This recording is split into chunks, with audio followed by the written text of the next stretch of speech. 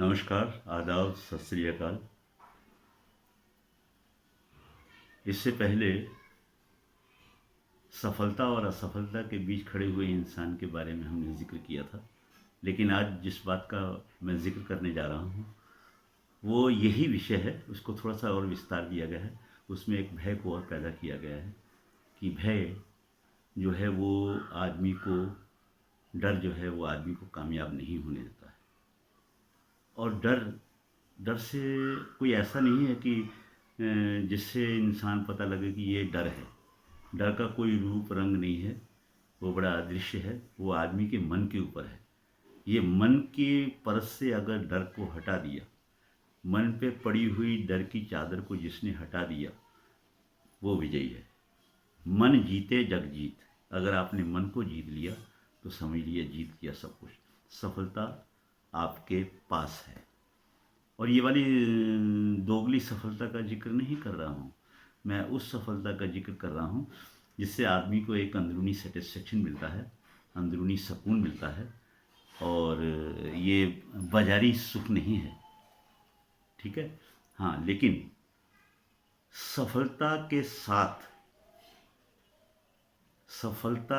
सफलता अपने साथ जो है कई चीज़ें साथ लेके आती है। जैसे उसमें घमंड है, गरूर।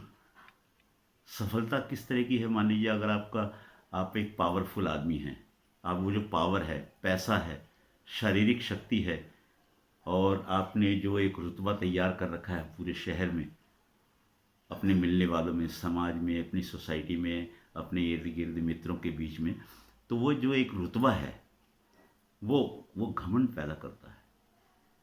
वो ऐसा नहीं है, इतना बारीक, इतना सूक्ष्म होता है कि इंसान को पता ही नहीं लगता है। वो कहता है मैं घमंडी थोड़ी हूँ, मैं बिल्कुल घमंडी नहीं हूँ। लेकिन उसका घमंड जो है दूसरे लोग देखते हैं। वो कार से उतरेगा तो ऐसे उतरेगा जैसे किसी को एहसान कर दिया, किसी गरीब के घर चले गया तो समझेंगे बहुत बड़ा इसने उपकार कर दिया है। तो वो घमंड इस तरह का है, ठीक है। और सफलता जो है अपने साथ ये चीज़ें लेके आती है, ये उसके अख्तियार में नहीं है। सफलता का एक ये रूप है जिसमें घमंड छुपा हुआ है। और घमंड जो है इंसान को बहुत बहुत ही निकम्मा, बेकार, मतलब उसका जो व्यवहारिक सिस्टम होता है वो सारा बदल जाता है। और ज्यों ज्यों वो घमंड बढ़ता है तब तो उसको कुछ नहीं दिखाई देता है, ठीक है। और जब सफलता उसके हाथ से अपना पल्ला छुड़ाने लगती है, वो असफलता ज्यों ज्यों उसके करीब आती है, तब उसको इस चीज़ का धीरे धीरे एहसास होता है। जो लोग उसको हाथ जोड़ के नमस्कार करते थे उसको नहीं करते थे, उसकी उस पावर को, उसके पैसे को नमस्कार करते थे, उसकी काबिलियत को करते थे। और ये कई तरीके की हैं।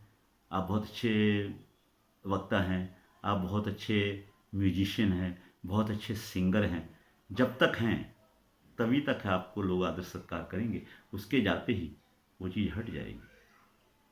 इसका मतलब हुआ जो चीज़ की मुझे कामयाबी मिली है उसी को लोग सलाम कर रहे हैं, मुझे नहीं कर रहे हैं। हाँ, मुझे सलाम करें किस तरीके से?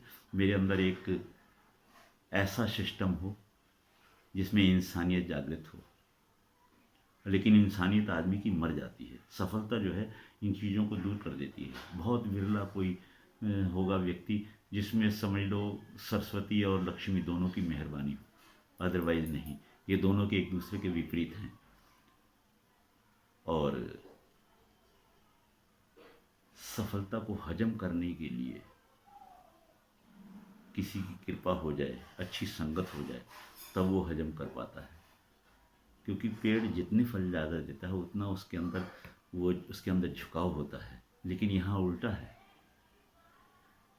पेड़ पे कुछ लग जाएगा तो वो और ऊंचाई लेगा ताकि मुझे कोई छू ही ना सके। इसके बीच में जो सफलता है, असफलता है। असफल इसलिए है क्योंकि उसके अंदर डर है। डर की जो है वो परसेंटेज ज़्यादा है। और जिसमें डर की, भय की जो परसेंटेज कम हो गई है, डर नहीं है, वो सफल होता जाएगा इन्हीं भौतिक सुखों को। उस चीज़ को हासिल करने के लिए आपको भय की ज़रूरत नहीं है। अंदर भी होगा तो क्या है, इज्जत तो आती जाती चीज़ है, पैसा आना चाहिए। पैसा है तो सब कुछ है। आज के युग में जिसके पास पैसा है उसके सामने कोई बात नहीं कर सकता।